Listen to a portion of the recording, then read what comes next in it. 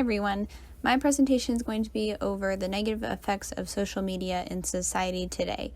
Social media continues to impact our world and it's not stopping anytime soon. So let's talk about the negative effects that we see through social media.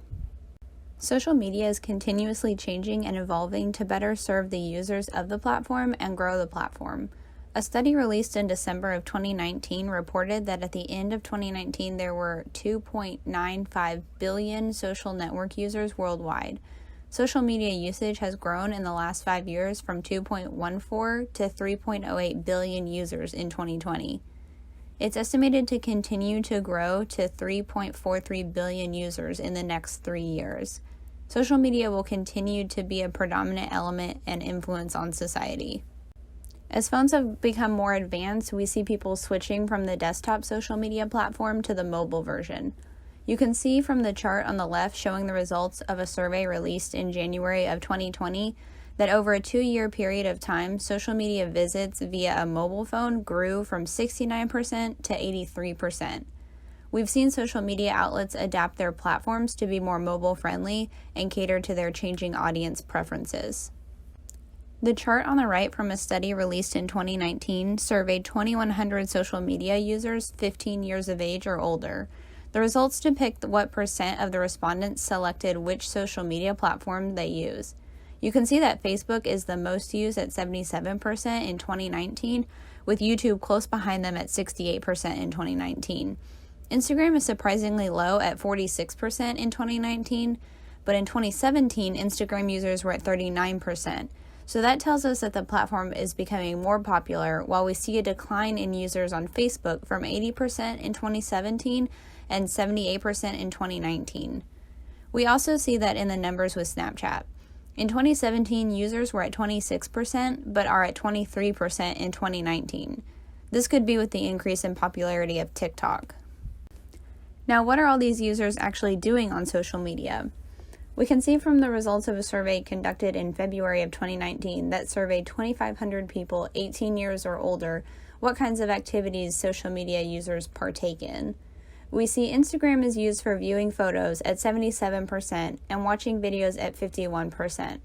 This is primarily from their Explore page feature that allows users to get lost in content for hours.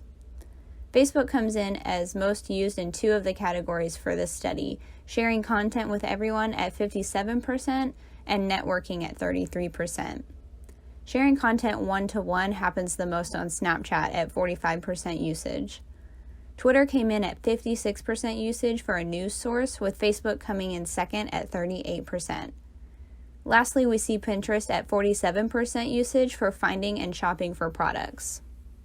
Now, what are some of the negative effects we're seeing with the overwhelming usage of social media we just talked about? This study surveyed 743 participants on the leading reasons why they felt social media has a mostly negative effect on people.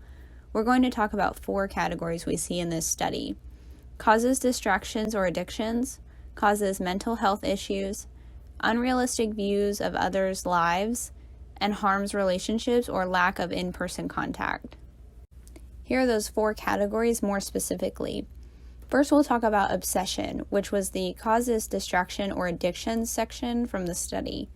Users create an attachment towards the platform, and sometimes it can escalate to an unhealthy obsession. Next, we'll talk about anxiety, which was under the causes mental health issues section of the study.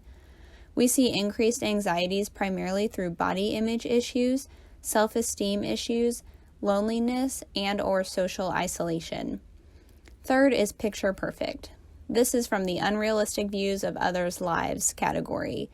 Social media creates the inability to decipher fiction from reality and causes users to desire the picture perfect fiction they're seeing online. And last, we'll talk about disconnection. This relates to the harms relationships or lack of in-person contact category from the study. Social media creates a disconnect from interpersonal relationships and interactions and causes users to struggle in some social settings. Let's look into each one of these further. First, we'll look at the obsession. In the study referenced earlier, we saw that 14% of users claim that social media causes distractions or addicting behaviors.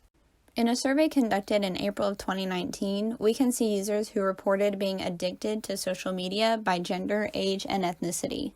The results show those who answered somewhat or completely agree with the statement, "I am addicted to social media."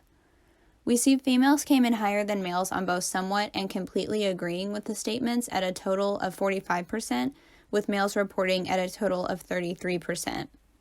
For age, it's no surprise that the 18 to 22 and 23 to 38 age categories dominate the social media addiction.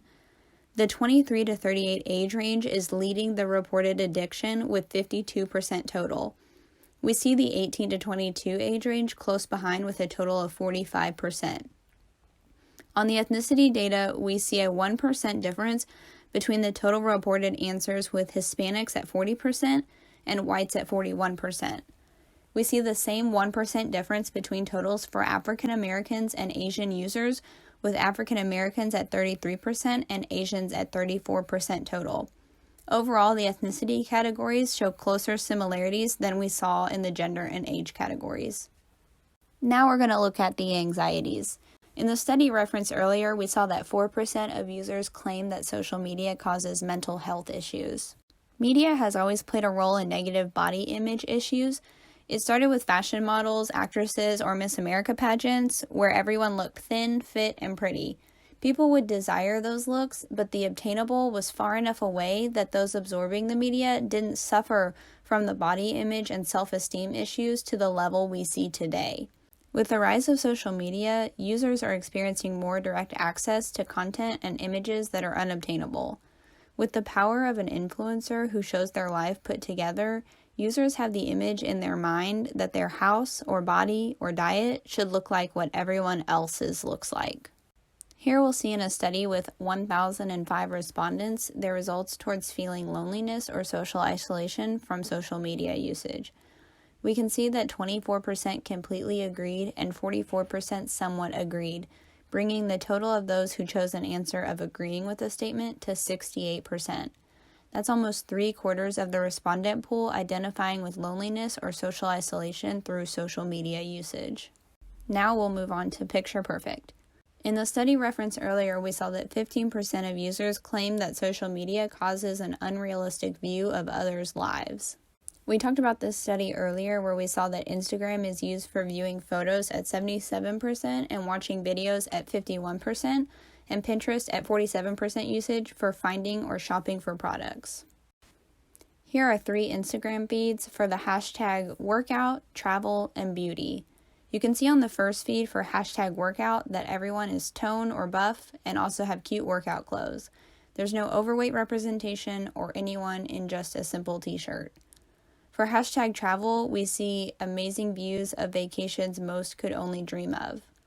Lastly, hashtag beauty.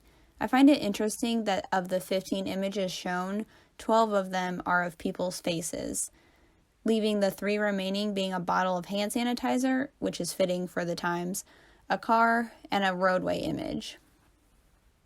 Now let's look at a Pinterest feed.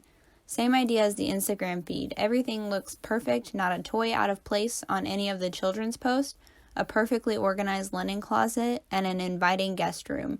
These types of feeds create this unattainable reality that causes increases in anxiety when regular people can't meet those expectations.